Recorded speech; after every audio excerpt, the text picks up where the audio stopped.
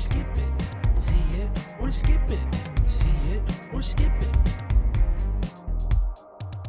Avatar 3, Here we go. Fire and Ash. Wow. Now, James Cameron has spent 20 years working on the Avatar films. Actually, arguably 30 if you're talking about like pre-production and figuring out all the stuff. I'll say it, too long. Quite a long time, and I'm sure he cares about all of us when we start complaining about doing the same story It's again and $2 again. billion. Yeah, a blue $1 million. But, this is essentially a conclusion to what we've had with the Sully family, but it's also a bit of a door open for what could potentially happen in the future. It has to make $2 billion, reportedly. Or else. To get, Is that true? Or Mickey Mouse is going to bang his door down and come after him. If it's $1.5 billion, is that a disappointment? Ooh, that's a great question. I mean, it's got the highest budget at $400 million, I think, is how much the film took. Which, let's be honest, the budget is on screen. Yes. This movie is incredible to watch. And I mean, it's an Avatar movie, right? Yeah. Like, we expect it, but for this movie to be made in 3 years compared to number 2 from number 1, right? Yeah. Is like, I don't know if this was planned plot-wise, because it kind of seems like it wasn't, but visually, I'm like, they've been working on this forever. I mean, plot-wise, I haven't seen it, but there are no original stories anymore. So, like, the story of Avatar, it's Ferngully. Like, That's what everybody said at the beginning. With Yeah. that, it's Pocahontas, Dance with Wolves. We've seen that. these movies. Well, now he's not going back to those kind of classics. He's just going back to other Avatar movies. Oh, God. Free Willy. Yeah. The Shape of Water definitely had a lot of Free Willy-isms to it. Yeah. And this film, it does expand on a lot of things. We get more with Stephen Lang's character, which, honestly, very fun villain to explore. And it is cool to see him be like... More of him? Okay. Yeah. Did we not get enough of him? More ways than... In this one, there's more of a dynamic with his son Spider, the human element of the Sully The family. white boy with dreadlocks. At the end of Jungle to jungle is what I call him, right?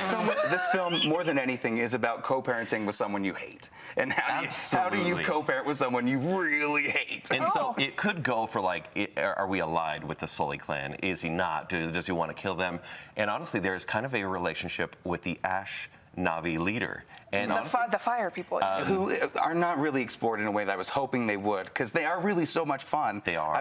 I would have wanted to see what he did with water, to see what he would do with fire, and there just And he wasn't too much. didn't. He ended up going back to the second film James story. Cameron, he's a water boy. he is such a water boy. Yes, he is. He can't be bothered At one with fire. point, they do tease like the backstory of the Ash people, and it's kind of cool, right? They give up the planet. They don't want to worship the goddess anymore.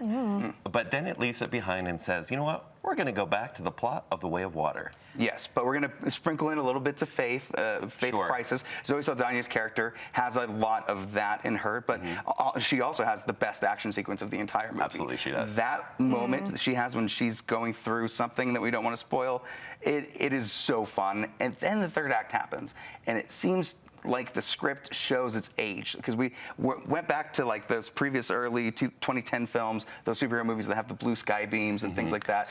You start to kind of see some of those cracks from previous things, and then you realize, oh, 2 and 3 were supposed to be one script, and they split it. Yes. And that's what it feels like. Is it cool to watch for like the last hour and 20 minutes? Absolutely. But you have to get through the first hour and 20 No, minutes. This is a to get 3.5 there. hour The pacing film. is okay. Just time your bathroom breaks. Sure. But you get to the end, you're like, this is so cool. Why does it feel so hollow? Because there's no real stakes to the action. It's fun to watch. It's incredibly dynamic. Then you're like, even the second movie had stakes. Is like, we're not going to spoil, but this one you went, okay, the characters are dying, I guess, but you don't really see it.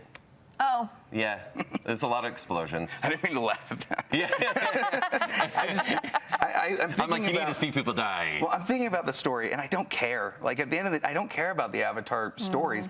I care about how blue are these people, and how much action are we getting, and is this a visual spectacle? Because for better or worse, this hasn't made a big impact as far as story goes, but it has as far as technology, what VFX artists and studios are doing nowadays, and how they were able to pioneer that technology. So much has been done for that, but this is the first time where it didn't feel like it actually served me in a way where I'm like, I've never seen anything like this before. Yeah, I've treated the other two, and granted it's been 20 years now, roundabout, of reasons to go to the theater. And is this one? Probably still. But they were events.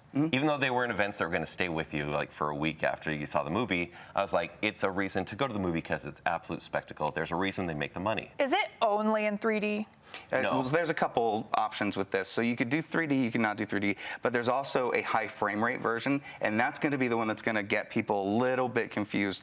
High frame rate, if you don't know, if you were to up your sports TV to like super high def and you see like the smoothness of everything, that's kind of what they did here. They did it with The Hobbit. It didn't necessarily work there. Essentially, go to your parents' house if they bought a TV in 2012 and everything looks like a soap opera, and then change their settings for them. The 3D does work, and this is probably the best representation of 3D this year that we're going to get.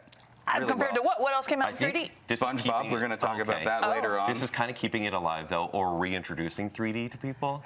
Because for 3 hours and 20 minutes, you've got glasses on. Do we like 3D? Are we still on board the 3D train? You know, it gets a little tough at my older age. Yeah. Like but so does sitting for a 3.5-hour movie and not having to go to the bathroom. I don't know why James Cameron's torturing us aging people. Well, and he said he doesn't care because you can just go to the bathroom, but then you'll catch what you missed the second time you come back to see the probably movie. got a catheter somewhere in the movie theater that he can just whip out whenever it's time. He can watch whatever 4-hour epic and be happy. So is this the weakest of the trilogy so far? That's a tough one to say because I would prefer to watch only the third movie as opposed to the second. So first and third would be my choice. But if I have to have the second, then third is the weakest because it spends so much time going back to the second, you don't even really need to watch it. That's a bummer. The script isn't good. I'm sure. Anytime Spider speaks, and he's one of the main characters, it's bad. Bummer. He's a wisecracker. Kate Winslet's character goes through quite a bit of interesting things Kate that are Winslet's just there? It's the weirdest side story that doesn't really connect to She me. a Navi? But I know, but she's the water Navi. She's got the flippers. Was she in the last one? Was she in the?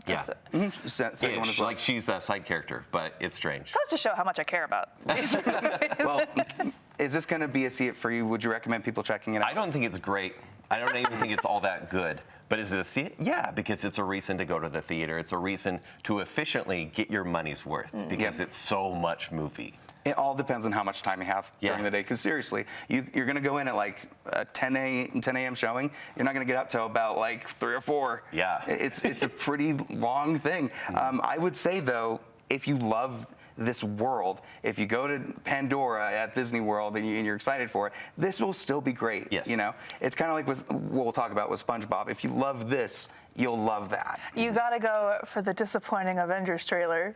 Yeah, well, the prologue for the Odyssey is also attached to it too. Yeah. So if you want to watch the opening for the Odyssey, now I have to go. Yeah, they got you like there. James Cameron said, you gotta go see it twice. Yeah. So there are little Easter eggs in the 3.5-hour runtime. So let us know what you end up doing, and if you love James Cameron, what do you want to see him do next? Is he going to be jumping into more Avatars, or do you want him to jump into Terminator, or let's Another do True Alien? Lies What other would be great. franchise can he continue to milk? We'll just jump. The Abyss again. The Abysses.